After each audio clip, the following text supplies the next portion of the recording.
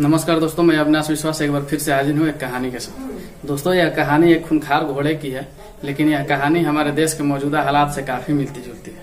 इसलिए कहानी को पूरा देखिएगा।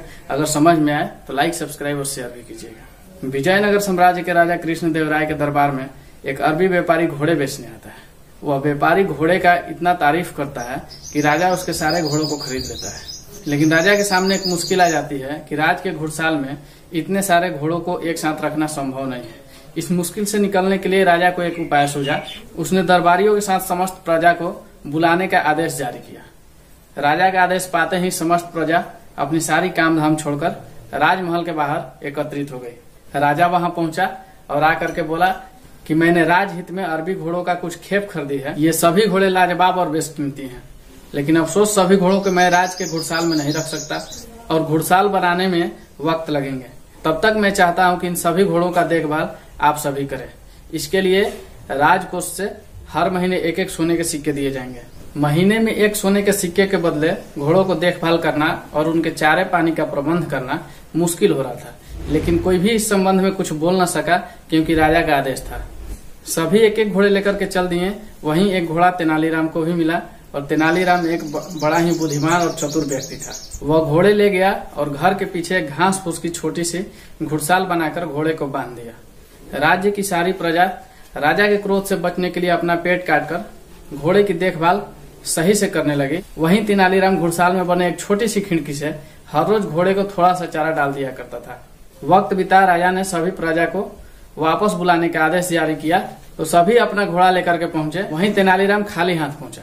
तेनालीराम के साथ घोड़े न देख करके राजा ने घोड़े न लाने की वजह पूछी तो तेनालीराम ने बताया कि महाराज, घोड़ा काफी खूंखार और बिगड़ैल हो गया है। तेनालीराम के बात को सुनकर राजगुरु बोले कि महाराज, ये झूठ बोल रहा है, हमें स्वयं जा करके इस बात की पता करनी चाहिए। राजा ने राजगुरु को इस बात के जांच के लिए आदेश दे दिए। राजगुरु तेनालीराम के घुड़साल को देख करके बोले कि मूर्ख तेनाली, तुमने घोड़े को इस छोटी सी कुटिया में बांध रखा है और तुम इसे घुड़साल कह रहे हो। राजगुरु के बातों को सुनकर तेनालीराम बोला कि आप तो विद्वान हैं, आपको अधिक पता होगा। मैंने यह कुटिया घोड़े को रखने के लिए बनाया था, इसलिए इसे घुड़साल कह दिया। लेकिन घोड़ा सच में बहुत खूंखार हो गया है।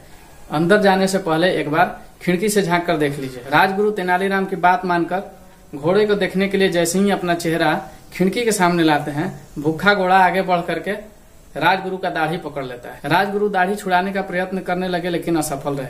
यह देख एक दरबारी ने अपना तलवार निकाला और राजगुरु का दाढ़ी काट दिया। घोड़े से जान छूटने के बाद राजगुरु राज दरबारियों से घोड़े को राजमहल ले चलने को कहते हैं। तेनालीराम का घोड़ा राज दरबार में पेश किया जाता है। घोड़े को ठीक से भोजन न मिलने की वजह से काफी दुबला पतला हो गया था। घोड़े की यह हालत देखकर राजा ने तेनालीराम से घोड़े की इस दशा की वजह पूछी। तेनालीराम ने जवाब दिया कि मैंने घोड़े को हर रोज थोड़ा सा चारा दिया, जिस प्रकार आपकी जनता कम भोजन में गुजारा करती है। इस कारण घोड़ा कमजोर और बिगड़ैल हो गया है। फिर तेनालीराम ने कहा कि राजा का धर्म प्रजा का सुरक्षा करना और देखभाल करना होता है, न कि उस पर अतिरिक्त बोझ डालना। आपके क्रोध से बचने के लिए प्रजा ने घोड़े को तो शक्तिशाली बनाया, लेकिन खुद भरपेट भोजन न मिलने की वजह से निर्बल और कमजोर हो गए। राजा को बात समझ में आ गई और उसके अपने गलती का एहसास हुआ। इस गलती के लिए राजा ने प्रजा से क्षमा भी मांगी। लेकिन इस देश के महाराज को अपनी गलती का एहसास कब होगा? बेरोजगारी का संकट, आसमान छूती महंगाई और ऊपर से जीएसटी का बोझ, तमाम तरह की उगाही के बाद भी देश कर्ज से लदा हुआ है।